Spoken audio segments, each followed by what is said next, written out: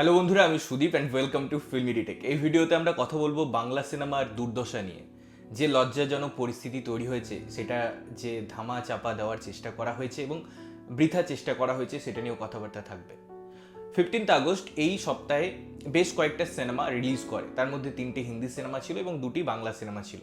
হিন্দি সিনেমার মধ্যে 2টো সিনেমা সেরকম ওয়ার্ক না করলেও স্ত্রী 2 দারুণভাবে সাড়া ফেলে এবং তার বক্স অফিস কালেকশন প্রায় 15 কোটি ছাড়িয়ে যায় শুধুমাত্র ওয়েস্ট বেঙ্গলে।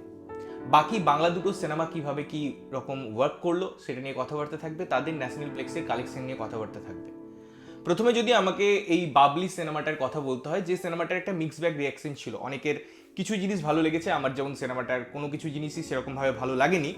তো একটা যেহেতু বুদ্ধদেব বাবুর একটা চাহিদা আছে, তার গল্পের চাহিদা আছে এবং রাজ চক্রবর্তীর একটা ফ্যান বেস আছে, তার উপরে উপরি পাওনা ছিল শুভশ্রী এবং আমাদের আবিরের পেয়ারিং প্রথমবার।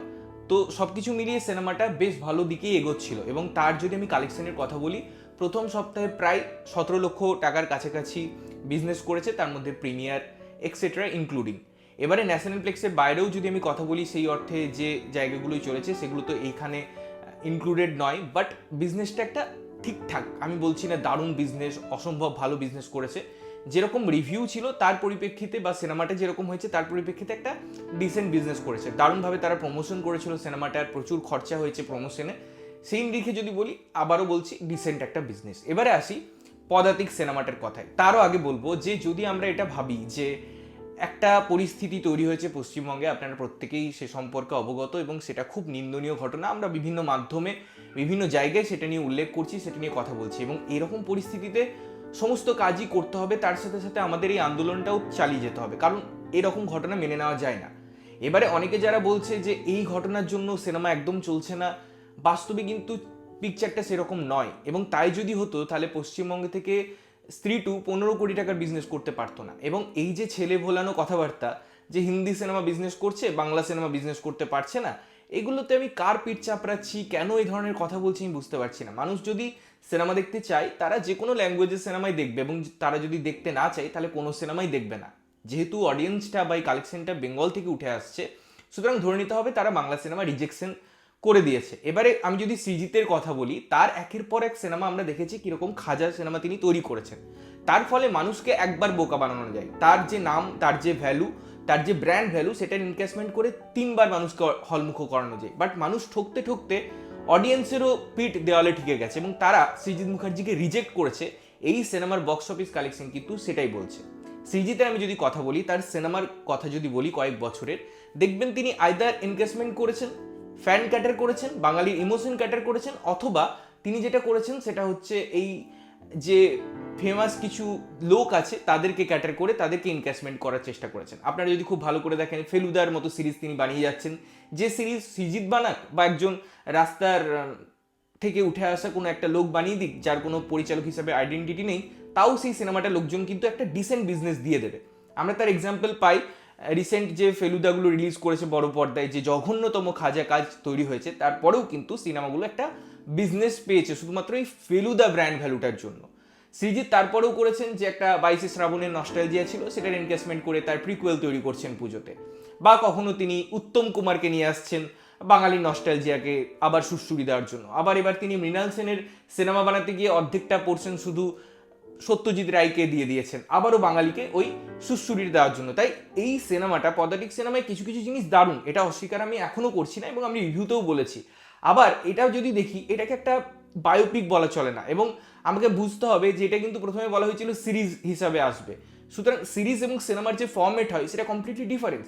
একটা সিরিজকে যদি আমি সিনেমা করে দিচ্ছি বা একটা মহৎ ডিরেক্টরকে দেখাতে গিয়ে অন্য ডিরেক্টরকে নিয়ে চলে আসছে এত বেশি এবং আশেপাশের অনেক লোকজনকে নিয়ে একটা জগা খিচুড়ি ব্যাপার তৈরি হয়েছে। ফলে যে কটা অডিয়েন্স দেখেছে তাদেরও ওয়ার্ড অফ মাউথ খুব একটা ভালো না পদাতিকের। এবং তার যদি আমি কালেকশনের কথা বলি, সেটা মাত্র 3 লক্ষ টাকা ন্যাশনাল প্লেক্স থেকে, যেটা একটা ডিসগাস্টিং কালেকশন। এবং সৃজিত মুখার্জির সিনেমায় সেটা যতই খাজা হোক না কেন, একটা ব্র্যান্ড ভ্যালু থাকায় লোকজন কিন্তু চলে যেত। বাট আমি যেটা বললাম যে বারবার মানুষ ঠকতে ঠকতে এবারে কিন্তু রিজেকশনের দিকে যাচ্ছে সৃজিত মুখার্জির সিনেমা। তার যদি ক্রাফটে উন্নতি না হয়, তার যদি ভালো জিনিস করার না ক্ষমতা থাকে, আর কিন্তু মানুষ দেখবে না। এবারে আপনাকে এটাও বুঝতে হবে যে তার পরবর্তী সিনেমাগুলোর মধ্যে কি আছে, টেক্কা। এবারে টেক্কা যদি চলে আপনাকে বুঝে নিতে হবে সেটা চলছে দেবের জন্য, কারণ দেবের সিনেমার বক্স অফিস আমরা দেখছি খুব ভালো কয়েক বছর ধরে।